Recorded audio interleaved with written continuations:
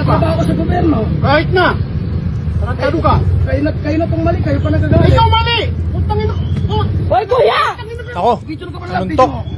Video mo. Uy, yung kaya. Ikaw yung gago eh. Tarantado ka talaga. Nananakit ka ha. Ay, presunod mo ako kuya. Sir, nanonood ka, sir! Tarantado ka na dito. Tarantado! Bago ka! Okay, may kasama ko bata o ano. Ilang pag-isag ka na eh. Ikaw pag galit. Ilang video mo. Ano yung papasok ko na? Oo, tayo. Tanong sa barangay. Road rage. Huwag ka kunuwata, nani! Dito, nani, na! Kunin ka kunin, nani, mo paano? Ngano ka, angay kasi manarduot, ang galan. Alam nyo guys, ito facts lang Alam nyo ba na karamihan ng mga napapaslang na tao hindi dahil sa kakilala mo o hindi galing sa kakilala mo, no? Mostly na mga patayan na nangyayari sa mga taong hindi mo kilala.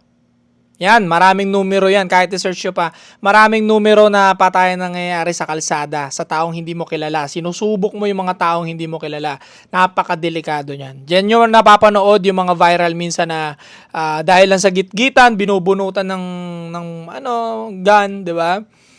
Tapos nagkakaroon ng testingan, tapos may isang naargabyado na nawawalan ng buhay. Sayang yung buhay dahil lang sa nagtestingan kayo kung sino ba yung matapang.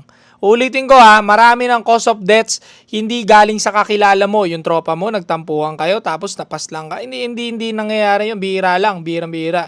Madalas talaga sa kalsada at hindi mo kilalang tao. Tetestingin mo, mainit ulo mo. Napakadelikado talaga tumesting sa kalsada.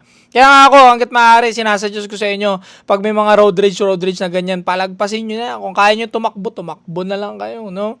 Kung ganitong alam nyong mainit na, daanan nyo sa mahinaon na salita, wag nyo sabayan sa mainit din. Ganun talaga, delikado yan. Sinasabi ko sa inyo, kahit pa nasa tama ka, let's say nasa tama ka, mahinahon mo sabihin. Kung po pwede, pag-usapan natin sa gilid, mahinahon.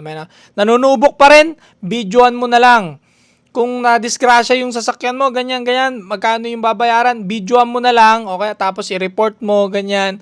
Mas maigi pa yon kaysa testingin mo, sabi ko sa'yo, yung nagasgas sa kotse mo, sa motor mo, na halagang 5,000, 15,000, 20,000, mas gugustuhin mo ba yan kaysa may mapinsala sa inyo, ikaw, o sa kasama mo, na pagsisisihan mo habang buhay. Dahil lang sa pinaglaban mo, yung 15,000 pesos o 20,000 pesos na gasgas sa kotse mo, sa motor mo.